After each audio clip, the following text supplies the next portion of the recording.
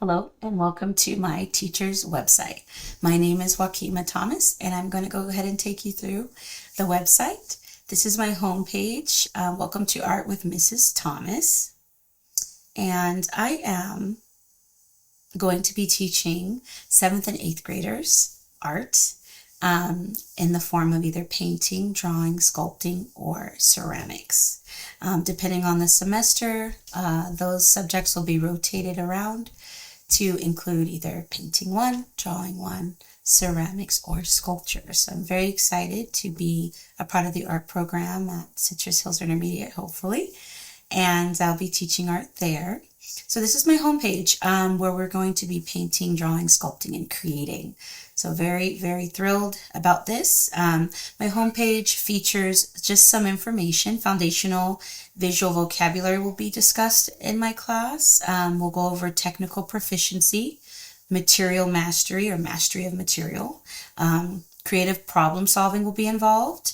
And critical thinking and analysis, as well as historical context. So we'll be going over all of those factors throughout the course. On the About This Class tab, I do get a little more detailed about what we'll be learning. For example, the first line here is, this course focuses on developing core artistic skills and in-depth understanding of elements involving art, line, shape, color, value, and principles of design, which include balance, rhythm, and proportion. So that's just kind of a little bit of a taste of what we will be going over in class. Definitely focuses on, or this page focuses on some more details here too. For example, the third paragraph down, the flipped classroom model will serve as the blended learning approach within our class. So it's a really good method for the class. What it does is allow for maximized hands-on studio time for the duration of the class period, which class periods aren't that long. So we definitely want to maximize the studio time. Having students come in already ready for their assignment will be a plus. Having them receive some video clips on how to complete their assignments ahead of time before class, that can be in the form of homework, will allow them to maximize that studio time. So that is how I'm going to be using the flipped classroom model. And we have some other information here. Creating art is very vital, variety of reasons. And then at the bottom, our online platform, the Digital Easel, is our essential resource hub. So definitely kind of read up on that and get more acquainted. And then the next tab will involve academic resources. So the academic resources that I have listed are the first one, Khan Academy, which offers high quality art history videos and articles covering major movements and periods in a digestible format applicable to 7th and 8th grade students. The second resource I have is Google Arts and Culture, and that's a really great one that kind of exposes students to high resolution imagery of famous artworks, virtual tours of museums globally like the MoMA or the Getty, the MoMA in San Francisco, SF MoMA, or the MoMA in New York, Museum of Modern Arts is MoMA. And then Smart History, which is really great. It's a free educator focused resource that offers in-depth analysis and context for artworks going beyond simple names and dates for all ages. So it's beyond just memorizing the dates and the names. It's really getting into who the artists were as people and kind of their philosophies in art and the school of artistry that they were a part of, the movements they were a part of in a period of time. And then we have the Remind app, which is a great application that I'll be incorporating into my courses where I communicate with students or the adults in their lives, whether it's parents or guardians. That's how I'm able to get out announcements or assignments, anything pertaining to our class or to our school as a whole, any type of communication announcement that really needs to be discussed or shared. And then we have the lesson plans tab. So as you scroll down, we're going to be making art together, which is really exciting. So for example, my first lesson plan would involve drawing lines and forms. So it's going to really introduce the pupils to what creating lines really means, what drawing lines entails. And we're going to do some exercises where you can use your dominant hand, your non-dominant hand, try to get our feet wet and figure out exactly how we want to approach the assignment. The 10-minute lesson and discussion will go over the introduction of form, contour line, value shading, and we're going to continue with 15-minute session where students complete a Q&A, questions on value scale, just kind of gauge their knowledge. I'm not expecting students to know everything there is about art, but there might be some students that already have exposure to certain terms, and so I kind of want to gauge where everyone is as far as their knowledge of art and then build upon those learning blocks. Lesson 2, we'll go over much of what lesson 1 covered. We're going to build upon that by adding on how to shade a form. The class will be broken up into a 10-minute warm-up, a 15-minute lecture, and a 20-minute session of drawing.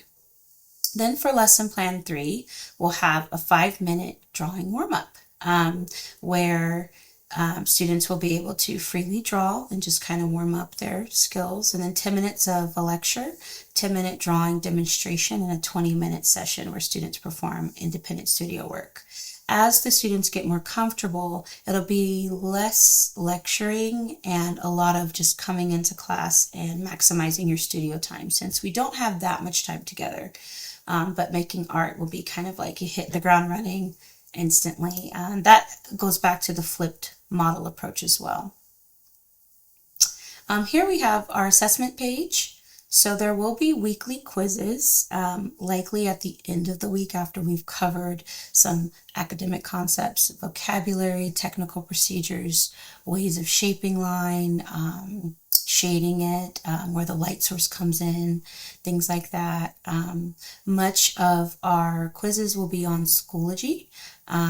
Remind will have study guides posted there where students can access what will be on the quiz and study up on that. And then we'll have access to YouTube links, YouTube tutorials on how to perform a lot of these tasks so that I can prepare them for the weekly quizzes. And they're not to be daunting or annoying in any way, just kind of help students stay abreast with the information learned from the week, because it is going to be a lot of information that they're going to be learning. Then we'll have the midterm assessment where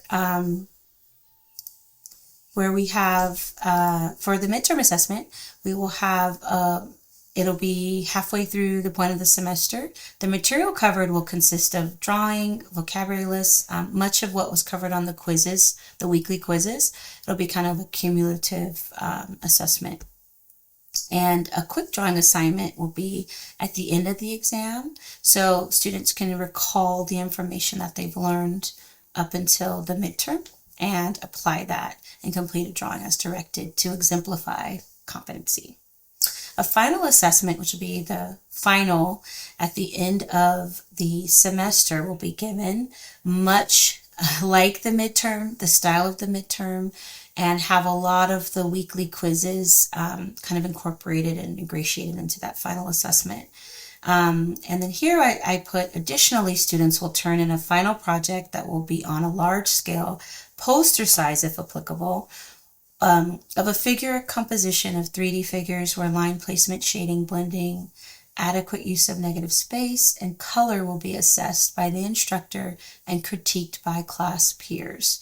So that is a big part of the final assessment. So it'll be in the form of a traditional test, and then they will also, for your final project, you'll be submitting a separate work that will exemplify all of these competencies, like separate piece of art that'll be included. So it'll be kind of like a two-part final assessment. You'll have your written, and then you'll have your art that needs to be presented that'll help make up the class grade.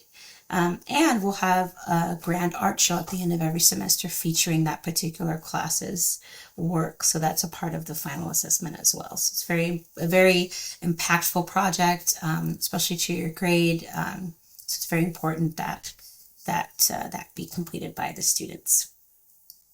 Then we have our classroom rules and internet safety tab. This kind of goes over just the general rules of the class, the heartbeat of the class, and just to kind of be respectful and responsible. Always ready to clean and be tidy, kind of make sure your station is the way you came to it. You leave it the way you came to it at the beginning of class, to be safe with the tools and all of the materials. Of course, be respectful of the art materials, to not vandalize them or misuse them in any way. Class etiquette and internet safety is also listed here, but I do have a separate tab for that as well, just to kind of be more thorough. So the online policies, I did have online policies and etiquette for the digital easel here as well. They do cross-pollinate, where you're physically in the class and you have those rules, and you also have your rules and our rules and expectations when you're online as well. So they do cross-pollinate. So I did have some of the same information on both tabs. I just felt it was necessary. But I can always modify that and simplify it into one tab if needed. But here I have number 1, submission and pacing policies. So this kind of goes over how students will use the platform, the online platform for assignments and resources. Number 2, communication and critique and etiquette, and how to critique students if they are if the critiques are online. Most of our critiques will be in person though. So, but this is in case we do have some that are typed out and written, to definitely be respectful there. And then number 3, digital safety and privacy policies.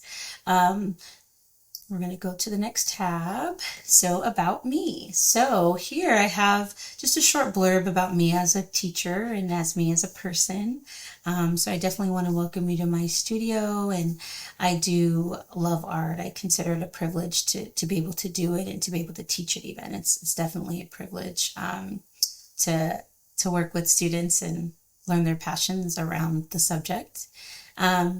I received my bachelor's in pictorial art from Cal State University East Bay, formerly Cal State University Hayward, and that's in the Bay Area. So I completed my bachelor's there, and I am completing my master's in teaching, but first getting my teaching credential through CSU Fullerton.